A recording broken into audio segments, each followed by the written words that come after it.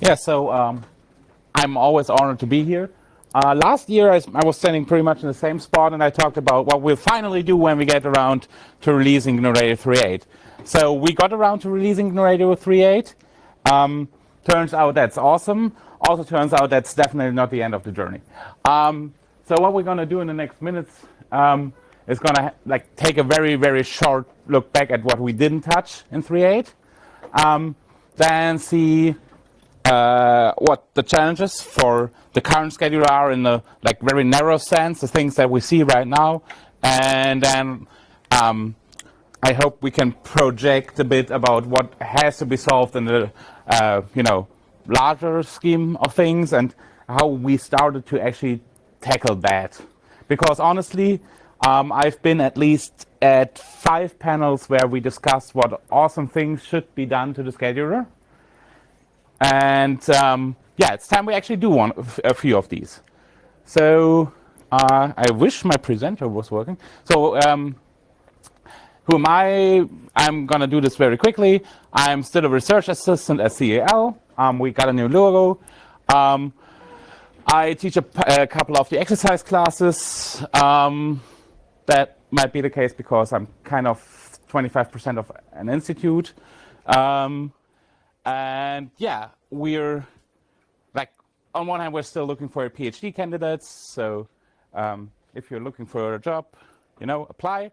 A few of my other roles include, supporting Ethos and supporting their customers by supporting them with more grumpiness. I'm also a freelance engineer, but as you can imagine, with a full-time job here and a part-time job there, and a happy fun-time, nighttime job as chief architect of the GNU Radio project, that might come a bit short here. What is the state of GNU Radio? I'm obviously not putting up a picture of GNU Radio, which started as a project probably around 99. We don't know quite for sure. We know when the first code was published. That was a year later. I'm talking about 3.7 because that's what a lot of people are still using. So this is pretty much the same slide from last year, just that slide ended here. And since then, we've released 3.8. So that's 6 years of trying to keep an API stable, which means that actually there was a lot of useful development in the user space, the application space. This is awesome. This is something that we definitely want to foster again in the future. We don't want to break things whenever we can. We want to, move fast, but don't break things. That's a hard problem, actually. So here I am telling you that we're going to do a lot of changes. Not all going to be easy, and we'll need to write some code, and we'll break some code. But in the end, everything will be fine. So please be on with me while I try to assure you. So because I couldn't stop myself from actually doing that, that's exactly the same slide as last year. I've just, cleaned it up a bit on, showing that we've done all this. From 3.7.0 to 3.8.0, that's only 380, changed lines of code. That is okay-ish, considering that includes code reformatting, includes all the white space. That is actually a lot of work.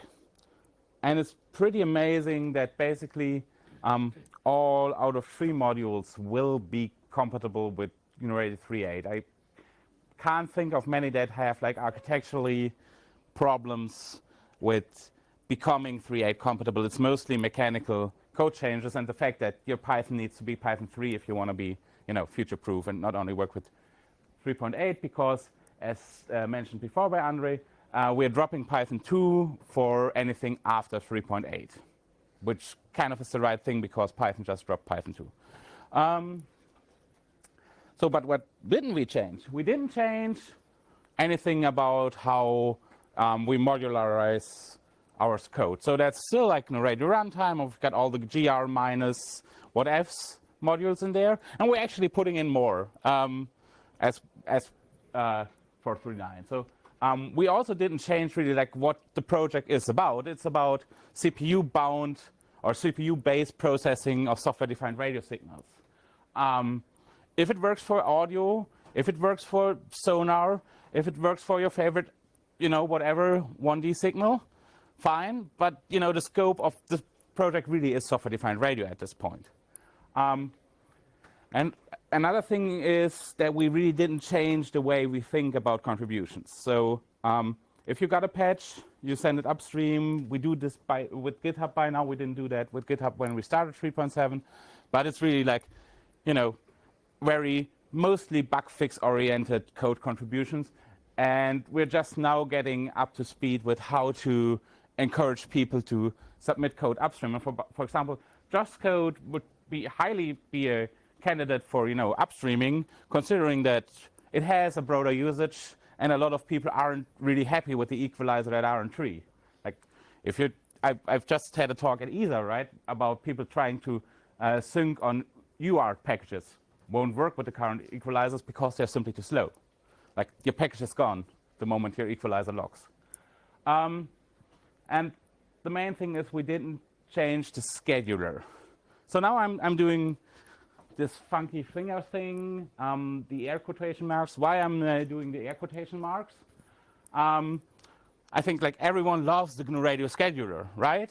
I throw in my block, it gets executed, I don't have to worry about anything. All I have to worry about as a developer of a signal processing transformative step is take my code, put it into a work function which has an input buffer, has output buffers, and I just write stuff into the output buffer and tell the runtime how much that was, right? So to understand why that's not the perfect way to do it, we'll need to, go a bit into the history and do maybe a very, very, very short introduction to how GNU Radio scheduling works. I tried to actually put everything in that presentation. Then I realized I, held such a presentation last year. Took 1.5 hours. Couldn't do that here.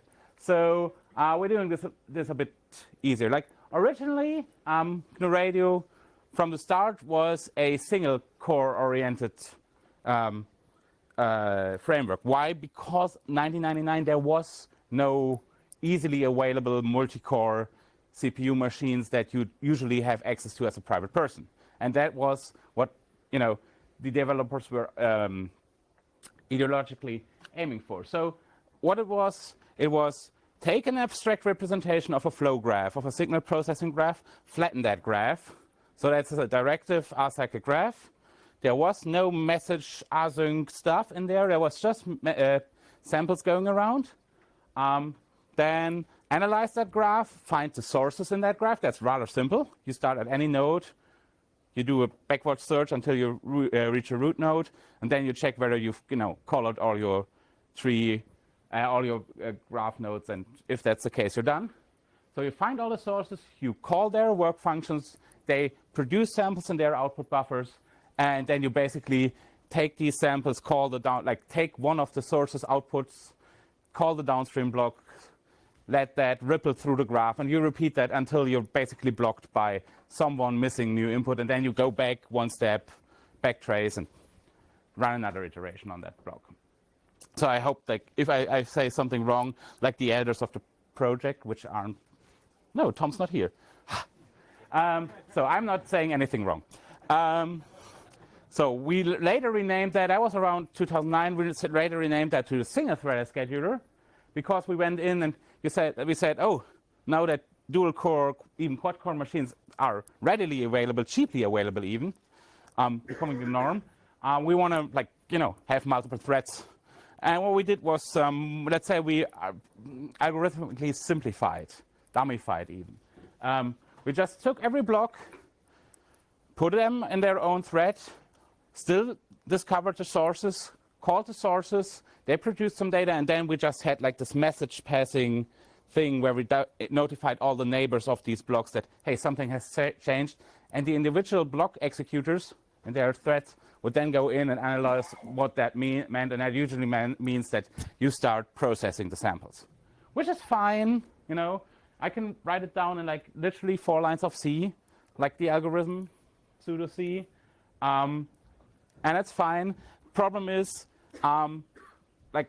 the average flow graph has more blocks than I have CPU cores in my machine, and unless I'm not working for Amazon or Google, that's probably going to stay that way. So with that in mind, we can see that, okay, this is a very flexible, extremely easy way of doing it, and it leverages the fact that operating systems are getting pretty good at scheduling tasks when they're ready, when they know that they have data available, when they're not blocked on something. And we can really see that the Linux scheduler at very least does a decent job at, finding heuristics of when to schedule what. But it's not, it has simply no clue. Oops. The Linux scheduler has no clue about what the data flow is, right? There's only threads, and some thread says, oh, it holds a mutex, and we notify that mutex. So some condition variable changed, some f mutex is called, and suddenly you're in the wild, you don't know who of these 15 threads to schedule next. So this is fine, it works, it's surprisingly performant, but it's also a bit depressing, right?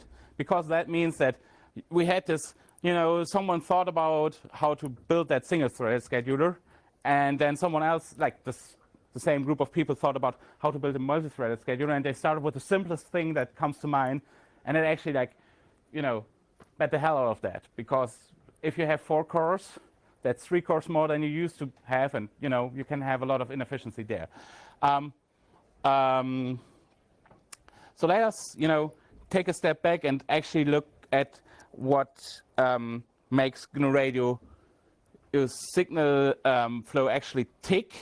And I like to call it a back pressure driven and with the thread per block scheduler parallel signal processing architecture, meaning that while, for example, the file sync might still be processing the samples, writing them to a file, the multiply const block here in the middle might already be working on the next chunk of things, because that's the way it is. Like the signal source just notified multiply const did some calculations, wrote to the output buffer and notified the file sync. And in the meantime, the signal source might have already been notified by multiply const that, hey, you've got some, like I'm done, you can do some more work for me, could you please? So these two can run in parallel, and in the end, like in a stable situation, all 3 basically could run in parallel.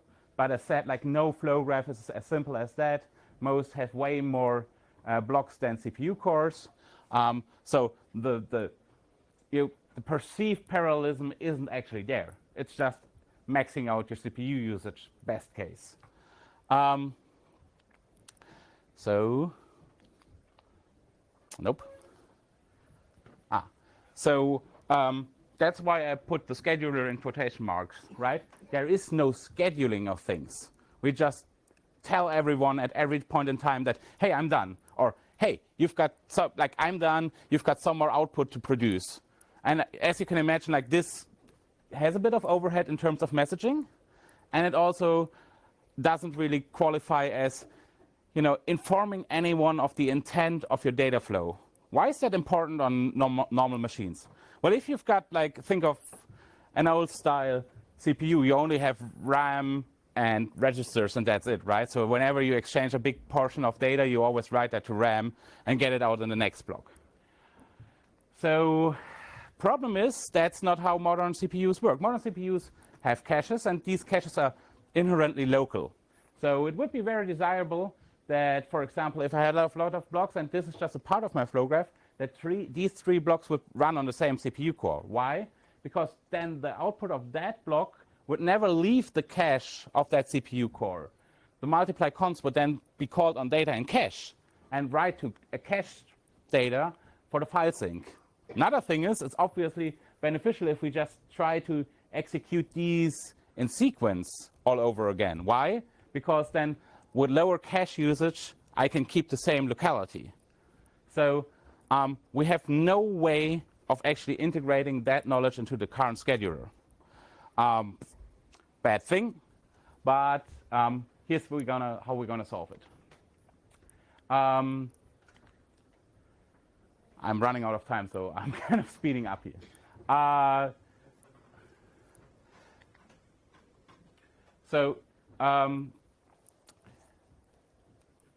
what we did in the past is we let the single-threaded scheduler die. Not because it was a bad scheduler, but because we concentrated on a different one, and then we added features that only the newer scheduler supported. So if you're using message passing in the asynchronous case, that's not a feature supported by the single-threaded scheduler, which is sad. It's not technically impossible to do that. It's just, we never thought about how to do that and how to come up with an architecture. So we let things die. And we also didn't come up with a way of measuring how well our scheduler works while we were still developing it. It was all an afterthought. We added control port to figure out how many milliseconds your block call took on average. We added metrics after the fact. Now the problem is, if we're going to do better than that, we should be starting with metrics up front, right? Because other than that, we might probably make things worse first. This is a bit of a trouble here, because measuring runtime in a dynamically allocating signal flow is a hard problem. You can't just go and say, everyone halt, I want to know how much time you spend and you spend and you spend and you spend, because that might all have happened like in this instance. You're just changing where data is flowing, like DMA transfers will happen in the back, behind your back, while you're holding everything and observing everything. So all you can do is either do statistics or hope for the best. And we're going to change that, and we see how that's possible. So what we hope to do is write a scheduler that's something we actually understand. So we have this thread per block scheduler, and it's like fairly simple in principle, like I've just explained. I hope that the principle was kind of clear. But it has like a lot of these states. Is that block done? Is it block on input? Is it block on output? Is it, currently processing something? What we're going to do when we say, okay, this flow graph is done now? How do we flush out the remaining data in the data flow graph?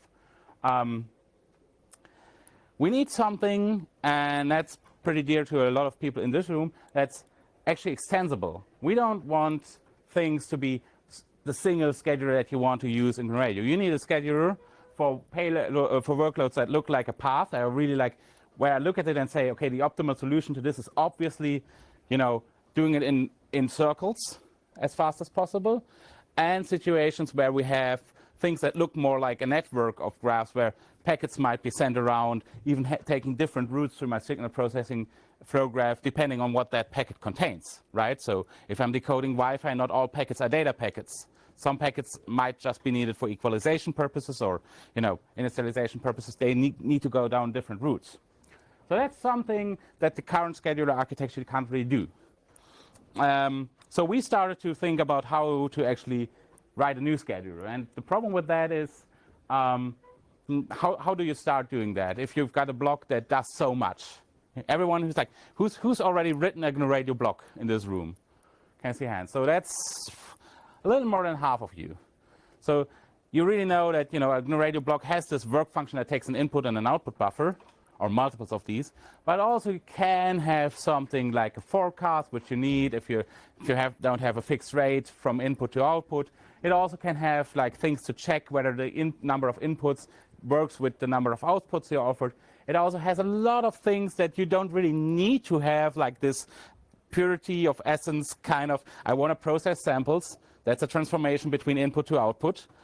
A lot of things that encapsulate the state of your signal processing, but not from a signal processing point of view, but from the data marshalling scheduling point of view. So that is a really hard problem that we see there. Why? If I want to take that block and schedule it elsewhere, be it like a different scheduler type, because I realize like this scheduler is not working out for that subgraph, or whether I want to say, okay, that block goes to AWS now, it doesn't run on my computer anymore, receives low rate data and needs processing power that I can't offer locally.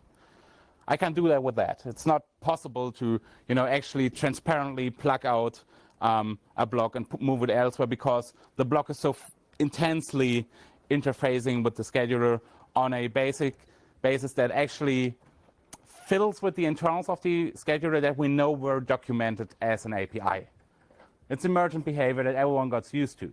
Like, we're fixing a lot of bugs because, oh, that's how people are using the scheduler. Interesting. That should be working. We did something, it broke that, and now we have to figure out a way to actually make it work again because, you know, we try to not break userland. So we needed a cut. We needed to say, okay, what's a block? What is good about a GNU Radio block, and what's not necessary about a GNU Radio block? And so we implemented a new block.h. That's what we were doing at the Hackfests at ESA. And that was really like, that is a block that's tremendously reduced compared to the original GNU Radio block. It really only has a work function.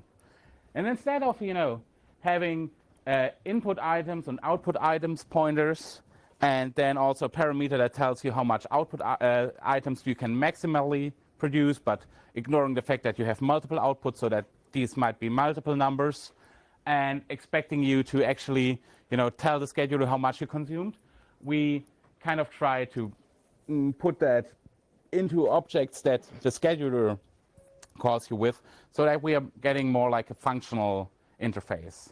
Why? Because basic computer science tells us that lambdas are better to reason about than things that change the state of the world around them, right? So especially if you're writing an FPGA implementation of something, you don't want that FPGA implementation to have to go back and tell the CPU-bound scheduler that, hey, I'm now producing 20 items. That's nothing it should be caring about, first of all. And second of all, you literally can't without incurring like an overhead that's probably way worse than doing the whole computation on the CPU itself. So that's why we're trying to, you know, move away from the classical work thing.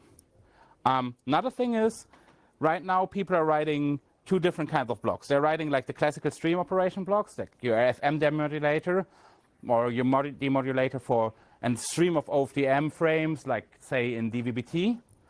And they're writing really packet data things, like what comes out of your stream demodulator, what is a Wi-Fi packet. And they put these into asynchronous messages because they don't really fit the, I have a contiguous memory buffer where I could write in samples paradigm, and it also really doesn't fit that you don't want to allocate these.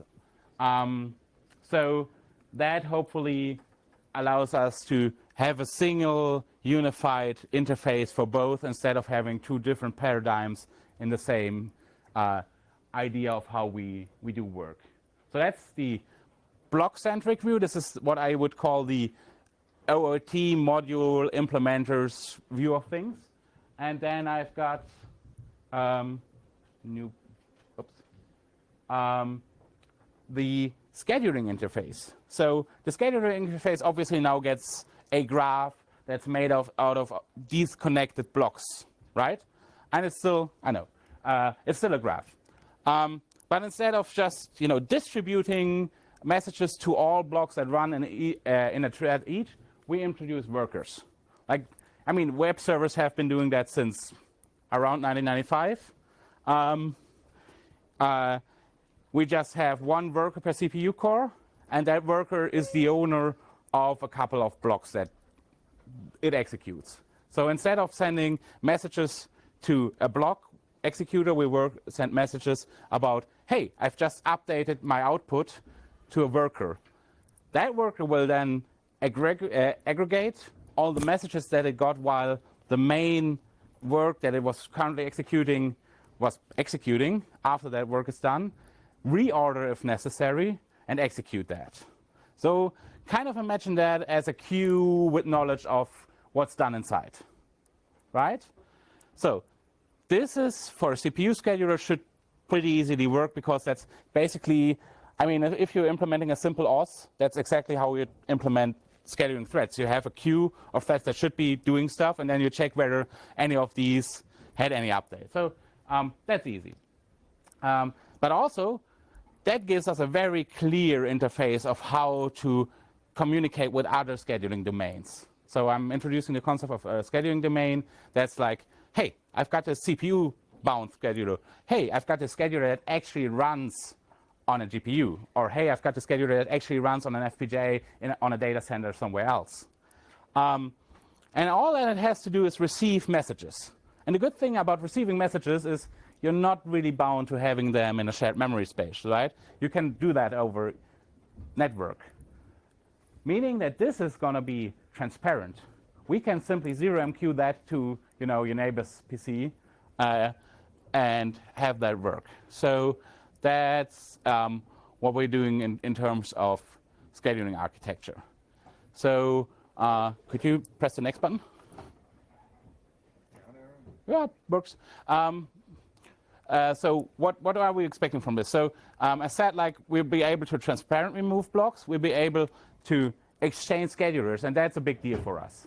So that's actually where currently our main research is. Like, we can do awesome things in block. We can write the coolest equalizers, but at the end of the day, we're limited by the computational resources that we can utilize. Yeah? In a lot of places, we could basically have infinite money, but we don't have infinite bandwidth.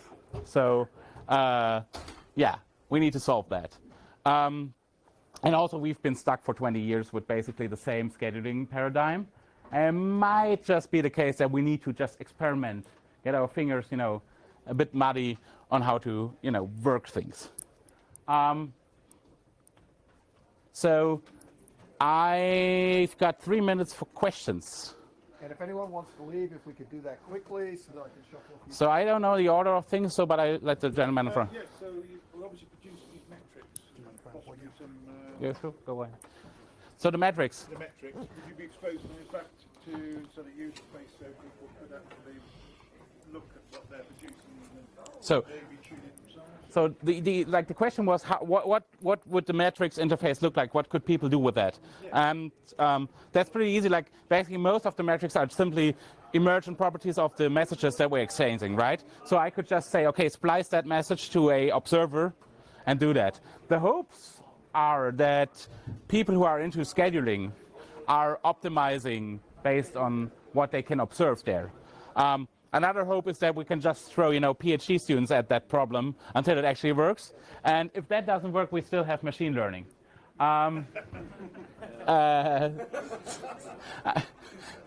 So that's the one thing.